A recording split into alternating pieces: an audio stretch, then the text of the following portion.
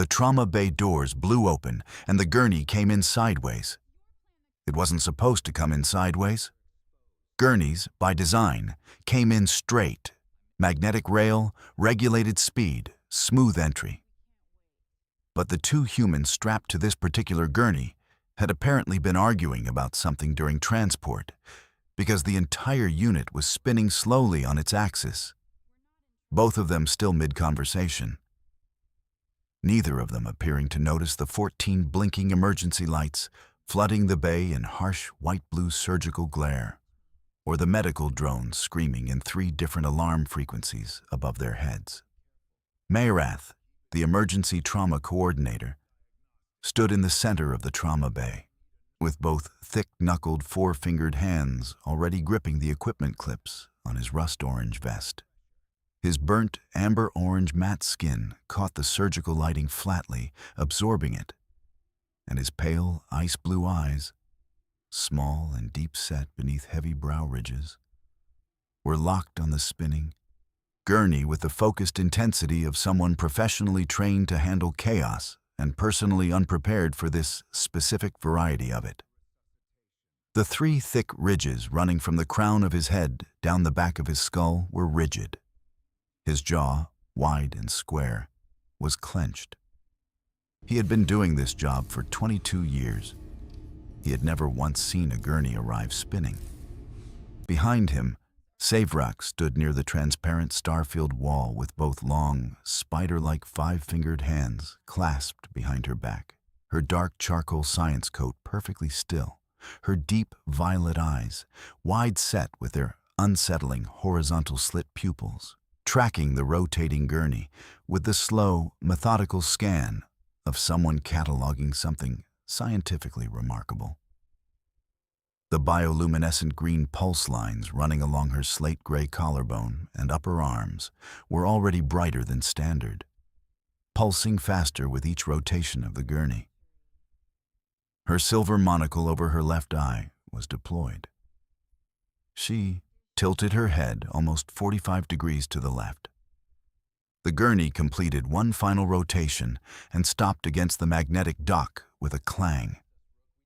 The humans, the cargo manifest listed them as Rook and Zara, were, by any measurable biological standard available to the station's scanners, in serious condition. Rook, the male, had a gash across his forehead bleeding freely into his left eye. 2 fingers on his right hand splinted together with what appeared to be a writing instrument and a strip torn from his own jacket, and a left shoulder sitting visibly lower than the right.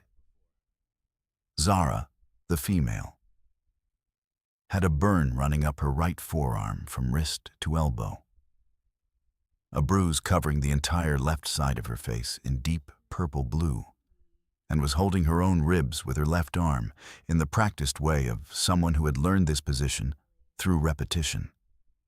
They were arguing about who had caused the crash. "I'm just saying," Rook said, pointing his splinted fingers at Zara, the pen taped, between them bobbing with each gesture, that if you hadn't rerouted stabilizer power to the heating circuit. The heating circuit was critical, Zara said, pressing her ribs with her left arm, her dark eyes sharp and unbothered beneath the purple-blue bruise blooming across the entire left side of her face. I was cold. We crashed. We landed. Into a wall. A structural support, Zara said, with the calm precision of someone correcting a minor factual error at a dinner party rather than lying on a crash gurney in a trauma bay with her face the color of a deep space nebula. There is a meaningful difference architecturally. Mayrath's ice-blue eyes went completely still for exactly 3 seconds. His jaw tightened. His thick fingers gripped the vest clips so hard the magnetic clasps creaked. Then he stepped forward, both heavy-soled boots hitting the floor with purpose, his forward-leaning posture carrying him between the 2 gurneys with the low, fast movement of someone built for emergency response and currently using every gram of his professional training to remain functional. "Scanners," he said. It was half a sentence. It was all he needed. The hovering silver medical drones descended in formation, their white-blue diagnostic beams sweeping across both humans simultaneously. Data began populating on the floating equipment trays beside each gurney. Bone density readings, tissue damage mapping, internal pressure indicators. And Mayrath read it in the way he read everything. Fast, complete, once. Then he read it again. Sevrak stepped forward from the transparent wall, bioluminescent lines pulsing steadily brighter along her collarbone, her silver monocle flickering as it processed the same incoming data. She tilted her head to the right now, compensating. Her violet slit pupil eyes moved across the readings in slow, structured sweeps. Left to right, near to far, repeat. "Rook," Mayrath said, his clipped, rapid voice cutting through the drone. "Alarms. Blunt force trauma across 70% of dorsal surface. Dislocated left shoulder. 3 fractured fingers, right hand." He stopped, looked at Rook, looked at the scanner. Currently still bleeding from head laceration. Has not mentioned this. It's slowing down. "Zara," Mayrath continued, jaw tight. "Second-degree burn right forearm. Cranial bruising consistent with lateral impact at significant velocity across left side. 2 cracked ribs." He lowered the scanner. His voice went very flat. "She is holding them with her hand." "It helps," Zara said. "It does not help," Mayrath said. "It helps me." One of the medical drones emitted a long, single tone and drifted sideways into the equipment tray. The tray swung on its magnetic rail. 3 instruments fell off. Mayrath watched them fall. He did not pick them up. Sevrak was standing very close to Zara's gurney now, monocle deployed, head tilted at its full 45-degree angle, bioluminescent lines along her slate-gray arms, pulsing in quick, bright bursts.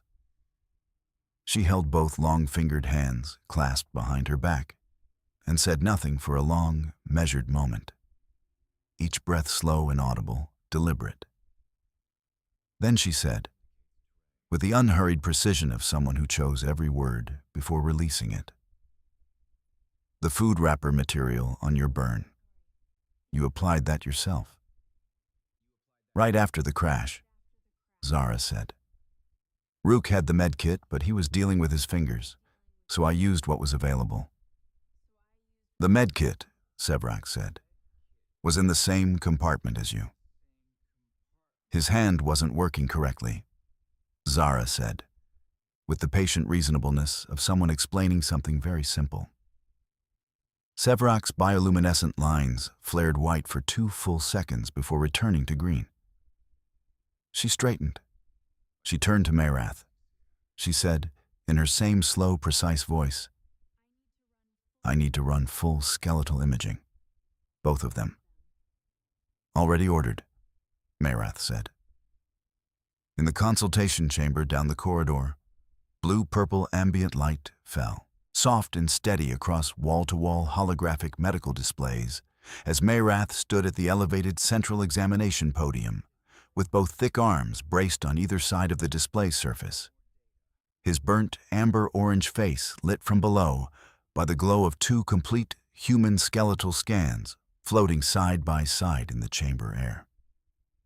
His ice-blue eyes moved across the images in silence. His fingers, broad and thick-knuckled, were completely still for the first time since the gurney had arrived, which was, if anyone had been counting, notable. Sevrak stood beside him. Her bioluminescent lines had settled to a steady, rapid pulse, not emergency bright, but elevated. Her monocle was retracted. She was looking at the scans with her wide violet eyes, the way she looked at everything worth looking at. Slowly, completely, without rushing toward a conclusion, the scans showed what the scans showed. 36 healed fractures in Rook's skeleton. Both arms, multiple ribs, 2 of them fractured, twice in the same location. 3 distinct points on the skull. a femur with a healed stress fracture running nearly its full length. 28 healed fractures in Zara's skeleton. A collarbone that had broken, healed incorrectly, and been used in its incorrect configuration for an estimated 4 years. Hairline cracks in 4 separate vertebrae, all healed. A hand with 2 previously broken fingers, both fused slightly off-angle, both fully functional. The collarbone, Marath said. It was not quite a question. 4 years, Sevrak confirmed, her voice slow and even. By the bone density pattern around the fusion site. She has been using it in that configuration. A pause. Continuously. Marath's jaw tightened. He pushed off the podium and walked to the wide observation window at the far end of the consultation chamber, looking out at the corridor beyond, and stood there with his weight forward on the balls of his feet the way he always stood, hands gripping the window, frame burnt amber-orange skin catching the blue-purple light. He said nothing for 11 seconds. Then he said, "Contact medical authority." Sevrak's bioluminescent lines pulsed once, very bright. She reached for the communication console without changing her expression, both long-fingered hands moving with their characteristic deliberate precision. She made the contact. She waited. The response came in 43 seconds. Loren arrived in the consultation chamber, the way Loren arrived everywhere, without sound. One moment the doorway was empty. The next moment she was standing precisely in the geometric center of the room, her formal pale silver inspection coat immaculate from collar to ankle hem. The gold authority piece fitted high around her throat, catching the blue-purple ambient light and scattering it in thin gold threads across the ceiling. Her pale silver-white skin shifted subtly at its edges toward lavender in the chamber's cool light. Her mirror-black eyes, no iris, no pupil, entirely dark and reflective as still water, were already on the holographic skeletal scans floating in the center of the room. She did not speak immediately. She walked to the scans. She stood before them. She looked at them with her mirror-black eyes that gave nothing away about where they were focused or what they were processing. The single delicate ridge tracing from the outer corner of each eye back along her temple was perfectly still. Then she said, very softly, "How long ago did they arrive?" 41 minutes, Marath said. "And their current condition?" "Stable, being treated in the trauma bay." Marath's fingers found the vest clips again. Both ambulatory, both conversational. A pause. Both requesting food. Loren turned her mirror-black gaze toward Marath with the slow precision of someone who had all the time in every room she ever entered. "They are requesting food. The female specifically." "Yes." Loren looked back at the scans. The gold band on her right forearm caught the light. Her chest moved almost imperceptibly with a breath. "I will speak with them," she said, in her soft voice that filled the room completely without ever rising above a murmur. "Directly." The recovery ward was dim and amber-warm, the bioluminescent panels lining the curved walls casting their gentle glow across the rows of magnetically hovering patient beds, and the soft structural hum that ran through the floor and walls like a slow pulse. Rook and Zara were sitting up on adjacent floating beds. Rook was on his third bowl of nutrient paste. Zara had finished her third and was looking at the empty bowl with an expression that communicated clearly that she was thinking about a fourth. Marath stood at the foot of the beds, arms crossed over the rust-orange vest, ice-blue eyes moving between both humans, with the controlled assessment of someone who had not yet finished being professionally destabilized by the past 41 minutes. Sevrak stood near the amber wall, hands clasped behind her back, bioluminescent green lines pulsing steadily, violet slit pupil eyes moving across Rook and Zara in her slow, structured scan. left to right, near to far. Loren entered without sound. Zara noticed her first. She set down her empty bowl, her dark, sharp eyes tracking Loren's silent movement across the amber-lit ward, the silver-white, iridescent figure moving without footstep noise to the precise center of the available floor space between the beds. Rook looked up from his paste. His brown eyes went to Loren's mirror-black ones, or rather, to the place where her eyes were, because it was genuinely impossible to determine where in the room she was looking. And he chewed slowly and swallowed. "Your medical authority?" Zara said. It was not a question. "Yes," Loren said, in her soft, complete voice. "I am Loren. I have reviewed your medical imaging." She appeared to look, at both of them in turn. "I would like you to explain something to me." "Sure," Rook said. Loren's pale silver hand moved in a precise gesture, and a portable holographic projector on the bedside tray illuminated, throwing both skeletal scans into the amber air between them. All the white lines of healed fractures, the fused and refused bones, the long, complete record of damage absorbed and survived, and apparently worked through. "This," Loren said, "is what your bodies look like, from the inside." Rook and Zara leaned forward and looked at their own skeletons floating in the amber light. Rook said. "That collarbone," Zara said, pointing at her own scan with her gauze-wrapped right hand. "I know about that one. That was the Verath corridor incident." It said a little wrong, but the range of motion came back mostly fine. So I just kept going. Loren's temple ridge tightened. It was subtle, a single line of delicate cartilage pressing fractionally against silver-white skin. But Marath saw it from across the ward, and his thick fingers gripped the vest clips in response. "You kept going," Loren said softly. "Had a delivery window?" Zara said. Sevrak's bioluminescent lines flared white for a full 3 seconds. She turned very slightly toward the amber wall, and then turned back. Her long-fingered hands were still clasped behind her back, but her 5 fingers were moving against each other in rapid sequence. Her version, Marath had learned in the past 40 minutes, of being unable to stay completely still. "Rook," Loren said, turning her mirror-black gaze. "The femur, the stress fracture." Yeah, that was maybe 3 years ago. Supply run to the outer belt. Couldn't really stop mid-route, so I finished the run and got it looked at after. "You finished the run?"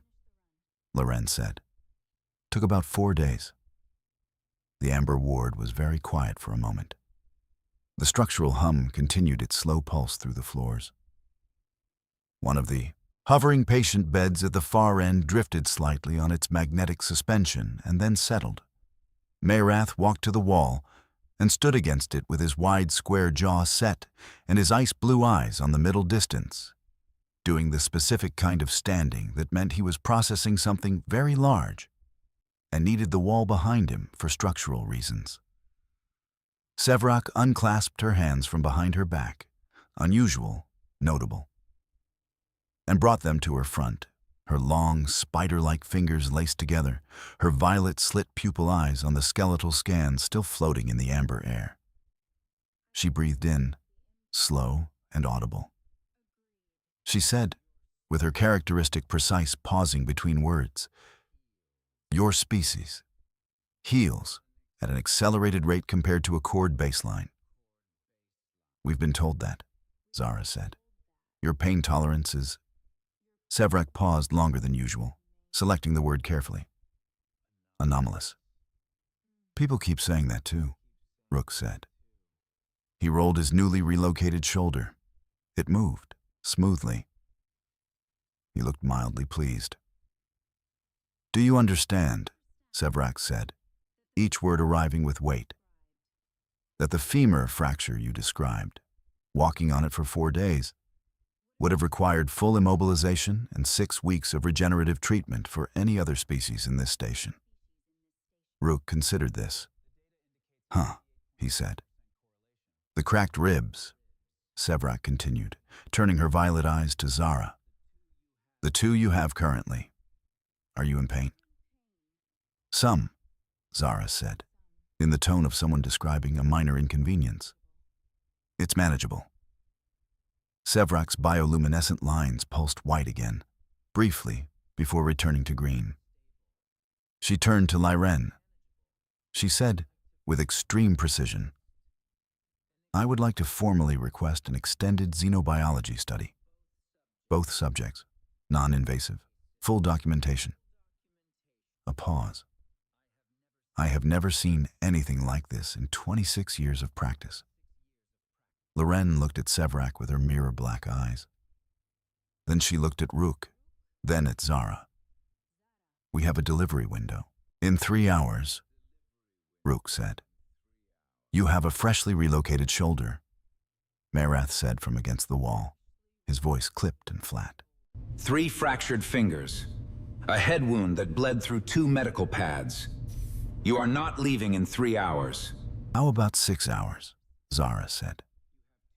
You have 2 cracked ribs, Merath said. I'm aware. You are holding them with your hand.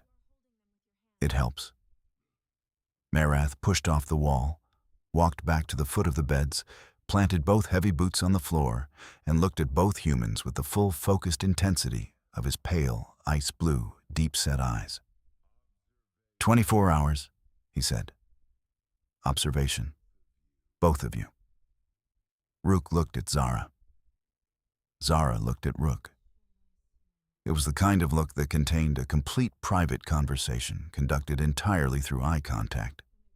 A rapid mutual inventory, a silent negotiation, a shared acknowledgement of something that had no easy name, except maybe the word fine in all its complicated human usage. Zara turned back to Merath. Okay, she said. 24 hours. She picked up her empty bowl. Can we get more of this? It's not good, but it's filling, and I think I need another bowl. It's really not good. But yeah, more would be great. Merath stared at them for a long, silent moment. Then he turned and walked to the ward's supply console with his fast, low, purposeful stride. Forward-leaning, weight on the balls of his feet, thick fingers already moving to the nutrient paste dispenser. Loren stood in the precise center of the ambient amber space and watched the 2 humans on their hovering beds. Bandaged, bruised, one of them missing a fingernail. Both of them waiting for more food they had described as tasting like warm nothing. And felt something she would record in her formal inspection notes, later with careful neutral language, as a significant revision of existing accord assumptions regarding human biological resilience and threshold parameters. What she did not record because it had no place in a formal inspection report was the small private recalibration that happened somewhere behind her mirror black eyes as she stood there. The specific quality of being a being who had spent 4 decades assessing medical crises across 11 species, and had never until this amber-lit moment encountered 2 creatures who looked at a full skeletal record of their own accumulated damage, and saw not a history of suffering, but simply a life, fully and stubbornly and completely lived. Sevrak clasped her long-fingered hands behind her back again. Her bioluminescent lines settled to a slow, steady green pulse. She tilted her head 45 degrees and watched Rook accept a 4th bowl of nutrient paste from Merath with the cheerful, unbothered energy of someone who had just had a shoulder relocated an hour ago. She thought about 26 years of practice. She thought about the femur. She thought about 4 days. Outside the transparent recovery ward, panels. The stars held still and said nothing, the way stars always do when they've already seen everything. Inside, in the amber warmth, something quietly shifted in the space between species. small and significant and impossible to fully put into words, the way the most important things always are. Zara pressed her left arm against her ribs. She ate her fourth bowl. She was, by any definition that mattered to her, completely fine.